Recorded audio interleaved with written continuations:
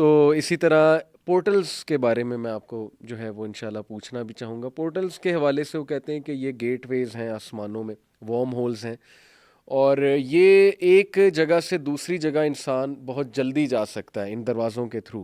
Hypothetical concept ہے, ابھی factual نہیں ہے, لیکن یہ بہت مشہور ایک سائنٹسٹ میں ڈیبیٹ چلی ہوئی ہے, اور وہ بلیو کرتے ہیں کہ یہ ہیں آسمان میں ہیں لیکن ہڈن ہے, ہمیں سم ہاؤ نہیں ابھی نظر آ رہے.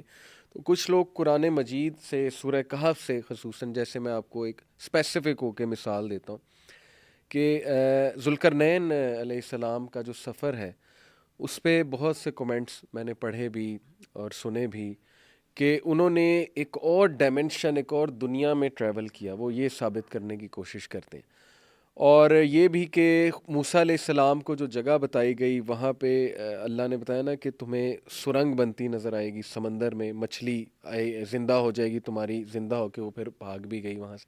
تو وہ کہتے ہیں جو سرنگ کا ورڈ ہے, یہ پورٹلز کی شکل اسی طرح ہوتی ہے, یہ سمندر میں بھی بن سکتے ہیں, آسمانوں میں بھی بن سکتے ہیں. تو وہ کہتے ہیں کہ اس سے ٹائم ٹریول کا, انٹر گلیکٹک ٹریول کا اور ٹائم ریلیٹیوٹی کا کنسیپٹ ملتا ہے. ٹائم ریلیٹیو ہے. اصحاب کہف کے واقعے سے بھی کہتے ہیں کہ دیکھو وہ 309 سال سوئے, لیکن یہ کہ جب اٹھے تو ان کے لیے وہ چند گھنٹے تھے. تو وہ کہتے ہیں آج فزکس اس پہ بات کر رہی ہے, ریلیٹیوٹی آف ٹائم یا ٹائم ڈائلیشن کے اوپر. تو یہ اپروچ ٹھیک ہے, اس طرح سے اسپیسیفک ہونا یا ایک تھاٹ دینا لوگوں کو کہ سوچو تو صحیح, کیا پتہ واقعی انٹر گلیکٹک ٹریول ہو, یا پورٹلز کی باتیں ہو رہی ہیں, یا ایلینز کی باتیں ہو رہی ہیں, پتہ نہیں کیا ہے.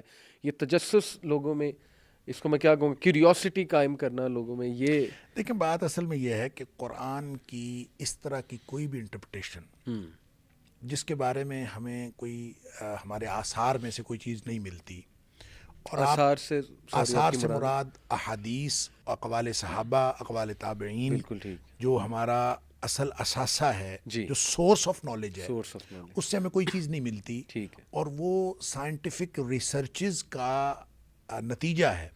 اگر تو وہ نتیجہ ہے اور قرآن کے مطابق ہے جیسے میں نے عرض کیا, وہ تو اس کو مان لینے میں کوئی حرج نہیں. صحیح.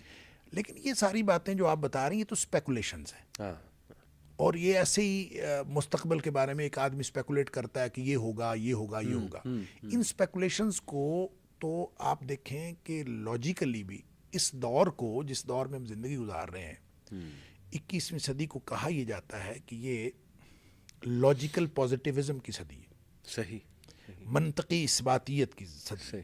اب منطقی اثباتیت کوئی چیز لاجیکلی آپ اس کو پروو نہیں کر سکتے تو وہ نہیں ہے. ٹھیک.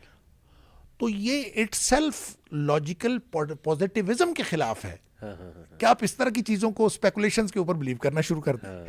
یعنی آپ اس لاجک کے نہ ہونے کی وجہ سے آپ اس اللہ پر تو بلیو نہیں کرتے جس کا کانسیپٹ قرآن دیتا ہے, جس کا کانسیپٹ نبی پاک صلی اللہ علیہ وسلم دیا ہے. اس کو آپ اس لیے نہیں تسلیم کرتے, جنت دوزخ کو آپ اس لیے تسلیم نہیں کرتے کہ ہماری لاجک جو ہے ہماری, ہم اس کو منطقی طور پر ثابت نہیں کر سکتے. ہمارے پاس وہ دلائل جو ہمارے پاس ہمارے اگرچہ وہ بھی سیلف میڈ ہیں اس کے ذریعے سے ثابت نہیں ہوتی, لہذا اس کو نہیں مانتے. تو یہ چیزیں جو اسپیکولیشنز ہیں یہ کیسے, مطلب آپ دیکھیں, آپ مجھے بتا رہے تھے پروگرام سے پہلے کہ بہت ساری موویز بھی اس طرح سے بن رہی ہیں اور سارا کچھ, آپ اندازہ کریں ان چیزوں پر بلیو کیسے ہو گیا. اصل میں آپ کو بتاتا ہوں کہ چکر کیا ہے. ایشو یہ ہے, انسان کو اللہ نے ایک محدود قوت مدرکہ عطا فرمائی ہے. یہ اس کی ادراک کی ایک حد ہے, اس سے مراد تھوڑا سا انسان کی سمجھ کی ایک حد ہے. سمجھ کی حد ہے, جی. انسان ساری چیز نہیں سمجھ سکتا. صحیح ہے. اور جب وہ اس کی حد آ جاتی ہے نا, تو اس کے بعد جب اس کو کوئی تفہیم نہیں حاصل ہو پاتی تو یہ اس کو ان باتوں کو پھر اسپیکولیٹ کرتا ہے. قرآن نے اس کی تسکین کا جو سامان دیا ہے, اس کی اسپیکولیشنز کی تسکین کا, وہ یہ ہے کل من عند ربنا, بالکل ہر چیز ہمارے رب کی طرف سے. صحیح. تو جب ہم رب کو نہیں مانیں گے تو پھر ہم پریشان ہوں گے.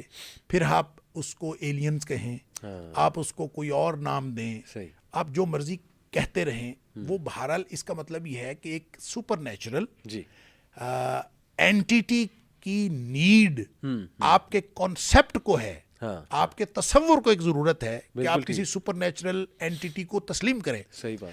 تو اس سپر نیچرل اینٹیٹی کو تسلیم کرنے میں آپ کو بڑا تردد ہے، کیونکہ اس کا تعلق مذہب کے ساتھ ہے اور مذہب میں سے پھر اسلام کے ساتھ ہے، صحیح.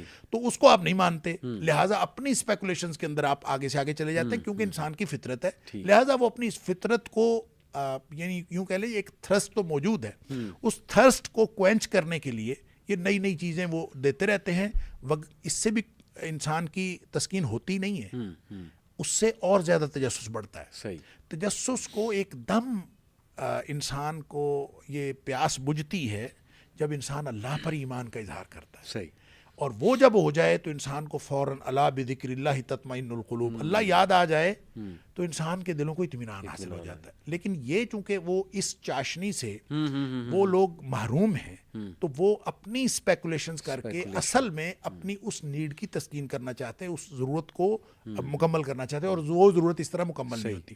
رہ گئی بات کہ کیا قرآن سے ایسی چیزیں ثابت ہوتی ہیں، اور کیا قرآن کی جو سارابا کی بات کی تو سرنگ ہے اور اس سے اس طرح کے پورٹلز بنتے ہیں، مستقبل میں کوئی چیز ایسی ہو بالکل پاسبل ہے، ہم اس کو ڈینائی نہیں کر سکتے، ہم یہ نہیں کر سکتے کہہ سکتے کہ یہ ایسے ہی ہوگا. مستقبل کے کسی واقعے کے بارے میں، مستقبل کی کسی پاسبلٹی کے بارے میں، یہ اوپن پاسبلٹیز کی دنیا ہے، صحیح. غیر معین امکانات کی دنیا ہے. ان امکانات کو ہم معین نہیں کر سکتے.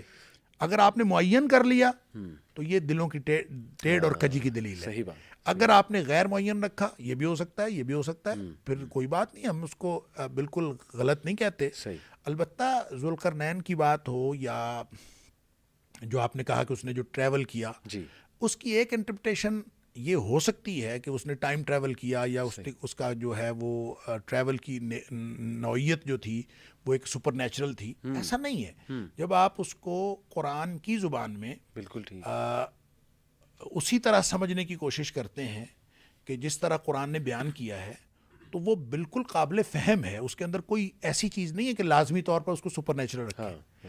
لہٰذا یہ اس کی ایک ڈائمینشن ہے، وہ اس کی دوسری ڈائمینشن ہے. دوسری ڈائمینشن والے لوگوں کو ہم یہ نہیں کہتے، وہ بالکل غلط کہتے ہیں، لیکن یہ ان کی اسپیکولیشنز ہیں جو مستقبل میں کبھی کوئی صحیح ہو بھی سکتی ہے. بالکل ٹھیک. ہمیں کوئی اعتراض نہیں ہے اس بات پر. اور قرآن کے اندر، قرآن تو ہے ہی ایک معجزہ، اور یہی قرآن کا اعجاز ہے کہ اس کے اندر ایک بات کے کئی معنی ہو سکتے ہیں. صحیح بات. اور لا تنقضی عجائبہ ولا یخلق عن کثرت الرد. نبی پاک صلی اللہ علیہ وسلم نے فرمایا کہ اس کے عجائبات کبھی ختم نہیں ہو سکتے، اور یہ کبھی پڑھنے سے پرانا نہیں ہو سکتا. تو یہ قرآن ایک معجزہ ہے. یہ ہو سکتا ہے مستقبل میں کیا کچھ اس سے پتہ چلے گا، اور لوگ کیا کیا چیزیں اس میں سے نکالیں گے، مے بی اور مے ناٹ بی. بالکل ٹھیک. یہ اس کے لیے کوئی ہم حتمی تعین